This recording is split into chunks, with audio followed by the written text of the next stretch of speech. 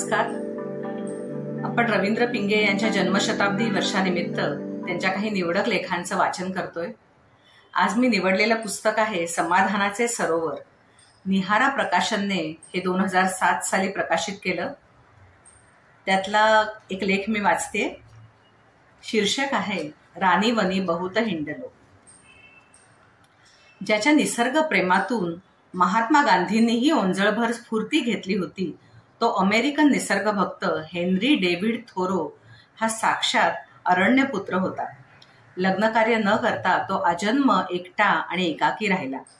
गडद रानातल्या एका सरोवराच्या काठी त्याने कुणाचीही मदत न घेता एकट्याने एक केबिन वजा मांगर बांधलं आणि तिथे तो ऋषीसारखं चिंतन वाचन करत एकटा राहिला. त्याचे मित्र त्याला बटाटे, रताळी, दाणे द्यायचे. रानात त्याला फळं मिळत, भाजीपाला मिळे, मासे मिळत, तोच त्याचा आहार.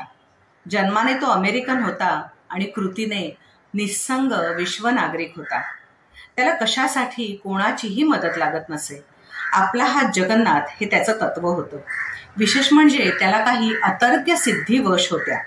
उदाहरणार्थ, पायताणं न घालता, हातात दिवाबत्ती न धरता तो बहादर मध्यरात्रीच्या ठार काळोखातून जंगलातून निश्चिंत मनाने फेडफटका करून येईल. मासे पकडण्यासाठी थोरोला जाळं किंवा गरी लागत नसे.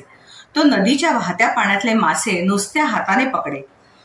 पाण्यातला सुळसुळणारा मासा थोरोच्या हातात कसं येईल? सगळं अतर्क्यच आहे. निसर्गात कुणीही ढवळाढवळ करू नये, झाडाची फांदी छाटू नये, वेलीवरली फुलं खुडू नयेत, गवत वाढू द्यावं, कारण त्याच्या तळाशी इवल्याशा कृमी कीटकांची वस्ती असते असं त्याची भावना होती. नदीचं पाणी इतस्ततः वाहू द्यावं, तिच्यावर धरण बांधू नये, पूल बांधू नयेत. वीज निर्मिती झाली नाही तरी चालेल, पण नदीचं पाणी अडवू नये, सखलाकडे ते वाहू द्यावं असं थोरो अट्टहासाने सांगे. नदीवर पूल कशासाठी हवा? माणसं होडीने पलीकडे जाऊ शकतात असं त्याचं सांगणं असे. एकदा थोरोने नदीवरला पूल ओलांडला आणि पलीकडच्या काठावर तो पायी पायी पोहोचला. तिकडे एक रस्ता कारकून बसला होता. त्याने थोरोकडे पूल ओलांडल्याबद्दल एका पेनीचा कर नियमाप्रमाणे मागितला. थोरो उद्गारला, नदीवर पूल बांधायला माझा ठाम विरोध आहे. मी सरकारी कर भरणार नाही. पूल बांधताना तुम्ही मला विचारलं नव्हतं, मग आता कर कसा मागता? मी कर भरणार नाही, सत्याग्रह करेन.